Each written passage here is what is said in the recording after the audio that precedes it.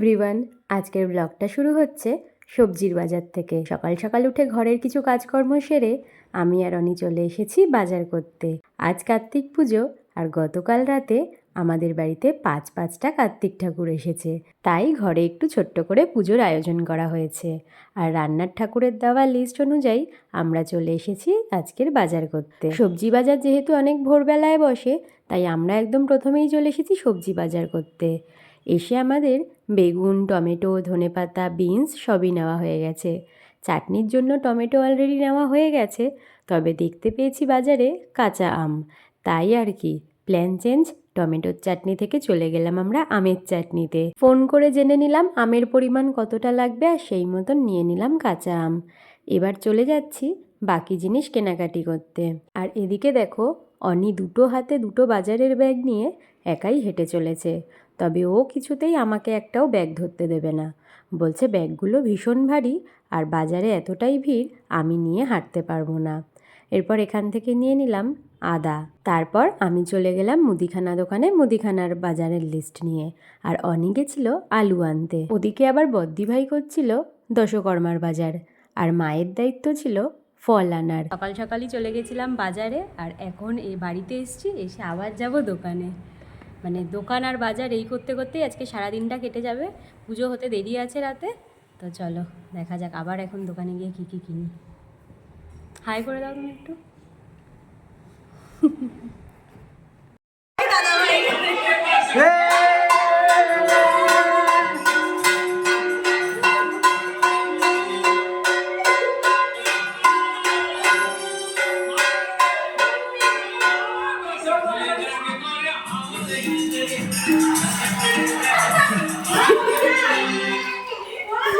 বাজার দোকান সেরে বাড়ি ফিরেই পেলাম একটা বড়সড় সারপ্রাইজ। আমরা জানতাম দাদাভাই কাজের সূত্রে পুরুলিয়াতেই আছে, তবে দাদাভাই যে আজ ভোরবেলায় বাড়ি চলে এসেছে সেটা আমরা কেউই জানতাম না।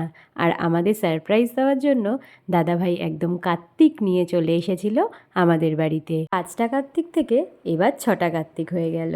এরপর চলে গেছিলাম চালের দোকানে চাল আনতে, আর টুকটাক আরও কিছু কেনাকাটা ছিল কুদঘাটে, সেটাই করতে গেছিলাম। সারাদিন উপোস থেকে আর এরকম রোদে রোদে এত বাজার দোকান করতে করতে আমি আর অনি দুজনেই প্রায় ক্লান্ত হয়ে গেছিলাম। দেখতে দেখতে ওদিকে বাড়িতেও চলে এসেছিল রান্নার ঠাকুর। আমি তাই প্রথমে পুজো করে নিলাম রান্না শুরুর আগে। এবার শুরু হবে রান্নাবান্না। যে কোনো শুভ কাজের সূচনায় যদি ভগবানের নাম নিয়ে করা হয়, তবে সেই কাজটা ভীষণ ভালোভাবে হয়ে যায়। বাড়ির বড়দের কাছ থেকে ছোটবেলা থেকে এই কথাটাই শুনে এসেছি। এদিকে বসে গেছে আমাদের আমের চাটনি, আর ওদিকে আলুর দমের জোগাড় চলছে। দাদাভাই এখানে বসে দেখাশোনা করছে। তো আমি এখন অনির সাথে চলে এসেছি নিচে। ও গেটের সামনে দাঁড়ঘটগুলো বসাবে বলে মাটি তৈরি করে নিচ্ছে, আর আমি এখানে ওকে হেল্প করছি। ওদিকে বদ্দিভাই ঠাকুর ঘরের কাজ গুছাচ্ছে। পুজো তো হবে 6টা কার্তিক ঠাকুরের, তবে আমাদের ঠাকুর ঘর তো অত বড় নয়, তাই সেই জন্যই আমার ঘরে হচ্ছে কার্তিক পুজো। এদিকে বদ্দিভাই প্রায় অনেকটা কাজই গুছিয়ে রেখেছে, আর অনি তার 6 কার্তিকের জন্য 6টা করে সমস্ত ক্যাডবেরি, লজেন্স, ললিপপ এনে দিয়েছে। আমি ওগুলোকেই গুছিয়ে রেখেছি। আর ফল এখানে রেডি করে রাখা আছে, তবে এত তাড়াতাড়ি ফল বানানো হবে না, যেহেতু পুজো হবে রাত্রির 10টার সময়, তাই একটু দেরি করেই ফল বানানো হবে। আমি এখানে নতুন শাড়ি পরে পুজোর জন্য একদম রেডি হয়ে গেছি, তবে অনি এখনও রেডি হয়নি, কারণ ওকে পরতে হবে ধুতি, আর ধুতি পরলে ও সিঁড়ি ওঠানামা করতে একটু প্রবলেম হবে। দেখতে দেখতে পিকুদাদের বাড়ির সবাই চলে এসেছে। ওদিকে দাদা ভাইয়ের দিদি, জামাইবাবু, আমার মাসি, দিদি, দাদার ছেলে এরাও চলে এসেছে। তবে এখনও অনেকের আশাই বাকি রয়েছে, আর আমরা এখানে সবাই মিলে বসে গল্প করছি। সবাই একসাথে হয়ে গল্প করতে কিন্তু বেশ ভালো লাগে। এদিকে আমার মা, ছদ্দি এরাও চলে এসেছে, আর ঠাকুরমশাইও চলে এসেছেন। ঠাকুরমশাই এসেই একটু গুছিয়ে নিচ্ছেন, এবার পুজো শুরু করবেন। স্বস্তি ভবন্তু অধি ব্রুবন্তু, স্বস্তি ভবন্তু অধি ব্রুবন্তু, নমস্বস্তি নমস্বস্তি নমস্বস্তি। কর্তব্যেশ্বীন গণেশাদি নানা দেবতা পূজা পূর্বক কার্তিকেয় পূজন কর্মণি ঋদ্ধিং ভবন্তু অধি ব্রুবন্তু, ঋদ্ধিং ভবন্তু। নব গ্রহেভ্যো নমঃ। এতে গন্ধপুষ্পে মৎস্যাদি দশ অবতার গণেভ্যো নমঃ। এতে গন্ধপুষ্পে কাল্লাদি দশ মহা বিদ্যা দেব্যৈ নমঃ। এতে গন্ধপুষ্পে বাস্তু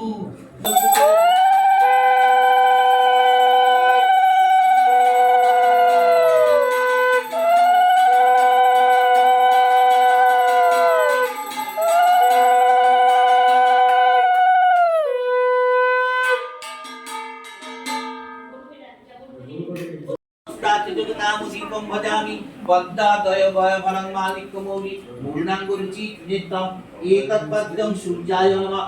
এ সুগন্ধ সূর্যায় নমঃ। রক্তানুলেপন সূর্যায় নমঃ। ইদম অর্ঘ্যম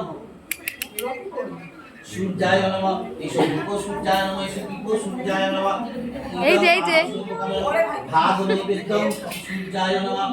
ওম জবা কুসুম সংকাশং কাশ্যপেয়ং মহাদ্যুতি ধান্তারিং সর্ব পাপগ্ন প্রণতস্মি দিবাকরং। ওম ধ্যায় সদা সুমিত্রমণ্ডল মধ্যবর্তী নারায়ণ সরসী দাসন সরস্বতী হনুমান কনক কুণ্ডলবান গিরিহারি হিরণময়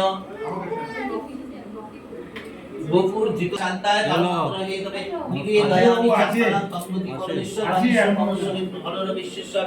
ওম কালা ভব্রাং কটাক করে গরি কুণ্ড ভয়দাং মৌলি বদ্ধেন্দু রেখাং শঙ্খং চক্রং কৃপাণ ত্রিশিখমপি করে লুব্ধন্তি ত্রিনেত্রাং সিংহ স্কন্ধা ধীরাং ত্রিভুবনমখিলাং তেজসাং পুরয়ন্তি ধ্যায়ন্তাং জয়ার্থং কৃতস্কনে কৃতং সিদ্ধাং সিদ্ধিকাময়ি। এতৎপদ্যং জয় দুর্গা দেব্যৈ নমঃ। এ সুগন্ধ জয় দুর্গা দেব্যৈ নমঃ। রক্তানুলেপন জয় দুর্গা দেব্যৈ নমঃ। ইদমর্ঘ্যং জয়।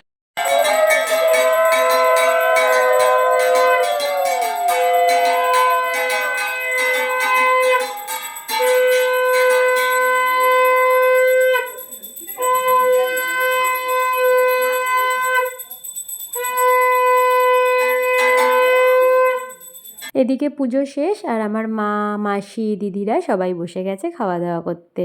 আমি তাই এসেছি একটু ওদের সঙ্গে দেখা করতে।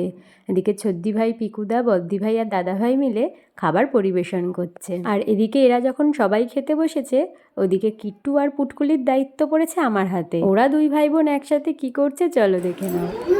মাম যা পড়ে যাচ্ছ ও